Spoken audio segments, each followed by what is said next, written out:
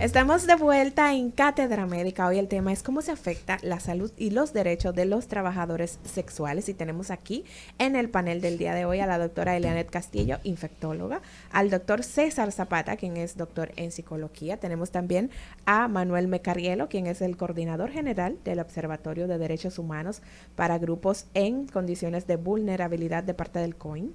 Y también a Mariluz Martínez, quien es gerente de educación y coordinadora del programa de prevención de VIH en la población de riesgo también de COIN. Doctor Lafontaine, adelante, usted tenía una inquietud. Sí, César, me alegra muchísimo coincidir contigo, porque es difícil uno encontrar personas que vayan dentro de la misma línea, pero siempre parto del concepto cuando no es eufemístico. ¿Se podría decir más correctamente que esta es una forma de trata de carne regulada y aceptada por la sociedad? ¿Se podría? Exactamente. Una de las 5 o 6 miradas de la crisis del sujeto que practica la sexualidad por venta, es justamente esa, la trata humana. Y voy a poner un dedo sobre una llaga que tampoco he escuchado a nadie hablar sobre el asunto. Aquí también se ha tratado de normalizar el alquiler de vientres. El alquiler de vientres es otra forma de explotación del cuerpo por pobreza. Ninguna hija de Donald Trump va a alquilar su vientre.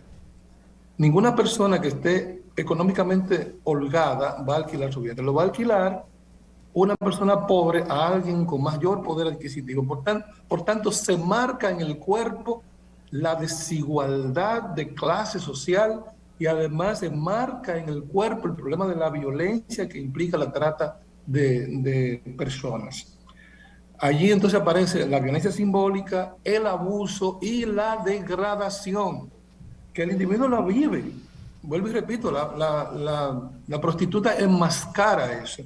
Yo tuve una oportunidad de trabajar a través de un equipo que preside Marta Pérez Mencía, que trabaja con prostitutas para la prevención del VIH. Yo tuve la oportunidad de trabajar con ellas en una sesión que fue extremadamente importante para evidenciar, por ejemplo, la violencia en doble vía, cómo la mujer viviendo puesta a esos grados de violencia, trata incluso de devolver esa violencia, cómo hay entre ellas y a veces entre los usuarios de ese servicio, entre comillas, violencia. También cómo hay, digamos, rotura, heridas narcisísticas, heridas fundamentales en la personalidad de esas mujeres que en ese entorno de terapia de grupo salen a evidenciarse, pero en su vida diaria parece que todo marcha bien. De hecho, anda un bolero por ahí que habla sobre eso, de cómo durante todo el día parece estar todo bien, pero en la noche aparecen las lágrimas negras.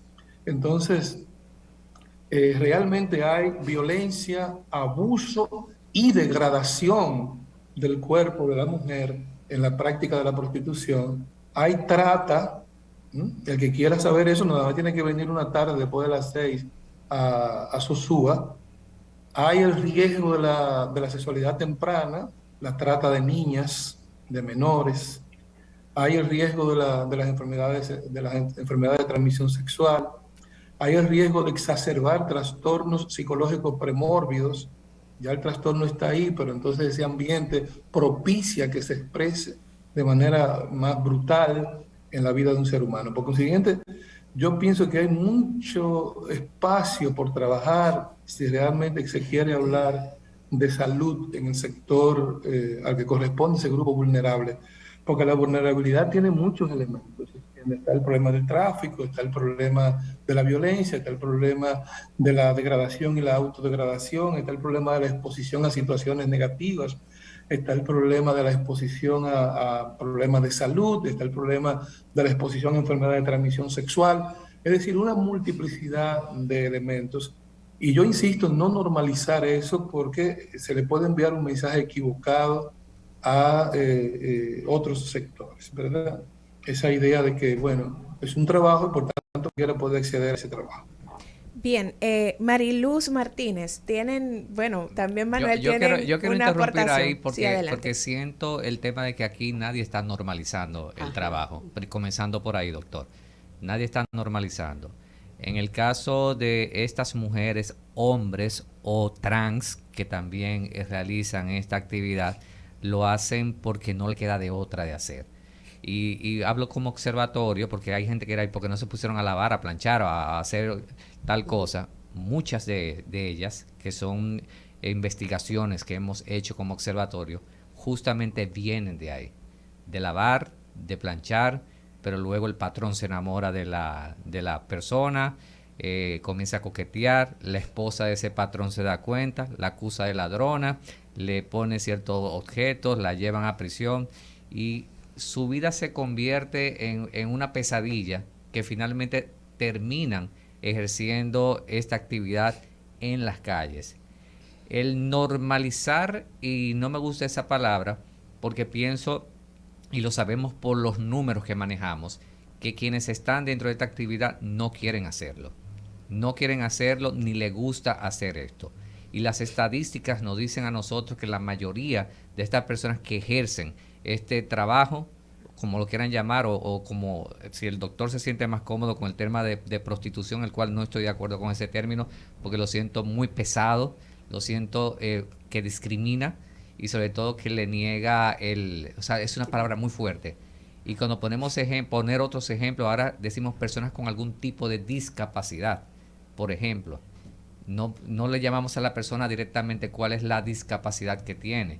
Y son otros grupos también que son vulnerables, pero inclusive por la misma palabra se van a vulnerabilizados, que es peor que vulnerables.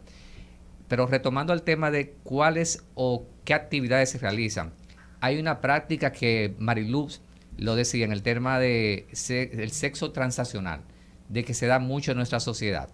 Ejerzo un trabajo sexual o una actividad sexual porque me paga la universidad o porque quiero tal cosa, y es algo que se ve mucho clase media arriba. Claro. Entonces no es tan solo la visión que tenemos de la mujer que vemos en la calle, que vemos en un barrio. O sea, hay muchas clasificaciones de estas actividades, pero quizás la que vemos en un barrio, en la calle, son las más maltratadas, son las que están más expuestas a violencia, inclusive por policías, porque hay que decirlo claramente, porque son casos que nos han llegado al observatorio, que para no llevarse, ella tiene que ejercer un trabajo sexual con ese policía para que no se la lleven presa. Y de trata y tráfico es otra cosa. Trata y tráfico es algo más complejo y que también está condenado en la ley de República Dominicana. Y explotación sexual es otra cosa también. Porque cuando hablamos de menores, ahí estamos hablando de explotación sexual. Y manejamos números que en las zonas, por ejemplo, turísticas de República Dominicana hay mucha explotación sexual. Y justamente ahora, a nosotros nos llegan unos números desde Higüey, la zona de Bávaro, donde existe un gran número de explotación sexual que está dentro de la investigación que está haciendo el Observatorio de Derechos Humanos. Ahora le paso la palabra a Mariluz. Destacar en este punto los dos puntos trabajados por el doctor o abordados por el doctor, el tema de abordaje psicológico y el tema de normalización del trabajo sexual. Continuamos llamándole trabajo sexual, porque ellas lo utilizan como un mecanismo para cubrir sus gastos económicos, se podría decir, para repetir la palabra.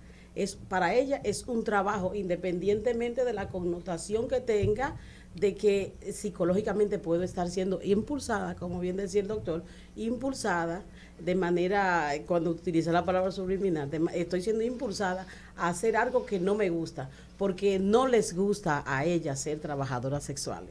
No les gusta a ella estar con clientes bajo los efectos de la droga ilícita, bajo los efectos del alcohol, con prácticas sexuales que van en contra de lo que ellas desean. A ellas no les gusta ejercer su trabajo sexual y muchas lo hacen de manera transitoria, no definitiva. Entonces, en cuanto al trabajo psicológico, todos los programas, fíjate que ahora mismo el país está llevando la estrategia de prevención combinada para el alcance a las trabajadoras sexuales. Esa estrategia de Intervención combinada va desde charlas de prevención, que cubre estigma, discriminación, violencia basada en género, uso correcto y consistente del preservativo, que no debe ser solo, esos temas no deben ser solo en las trabajadoras sexuales, debe ser en toda población, en la población general, claro, que esos temas deben trabajarse como manera formativa. Existen programas en esa estrategia combinada, existe un acápite especial para apoyo psicológico, para apoyo emocional a esas trabajadoras sexuales o a esa población a mayor riesgo que nosotros estamos alcanzando. Además que dentro de los programas de los servicios de salud, principalmente los servicios de atención integral, hay un departamento específico de trabajo sexual donde desde el COIN, principalmente, vamos a hablar desde el COIN, se está haciendo un abordaje psicológico a la problemática de trabajo sexual. Cuando hablamos de normalizar el trabajo sexual, nosotros no promovemos el trabajo sexual. No promovemos el trabajo sexual. Nosotros enfocamos nuestro trabajo en el alcance de esas poblaciones para educarlas en cuanto a la condición de vulnerabilidad que tienen para todos los aspectos que mencionaba el doctor anteriormente, abuso sexual, exposición a las drogas, violencia psicológica, violencia emocional.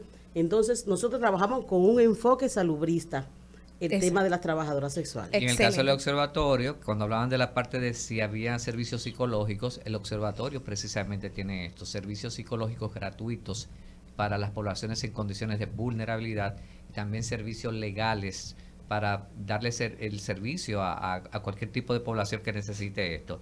Y como bien dice Mariluz, o sea, las estadísticas nos dicen a nosotros que estas mujeres, hombres y también transgéneros, porque veo que se está enfocando mucho solo en el trabajo sexual de la mujer, pero el trabajo sexual en República Dominicana es muy amplio, o la prostitución, para que el doctor se sienta más cómodo, él es mucho más amplio y mucho más complejo de lo que parece. Con estos trabajos que se hacen de investigación del observatorio, en el caso del COIN, con el tema de educación, se han rescatado a muchas de estas personas para sacarla de este tipo de actividades. Bien, vamos a ir a una breve pausa. Al regreso vamos a hablar un poquito más de qué hace COIN para ayudar a estas mujeres, cómo pueden, quienes nos están escuchando y quizás quieran acercarse a este organismo, cómo pueden hacerlo. Vamos a una pausa y regresamos en breve. Cátedra Médica, porque la salud merece respeto.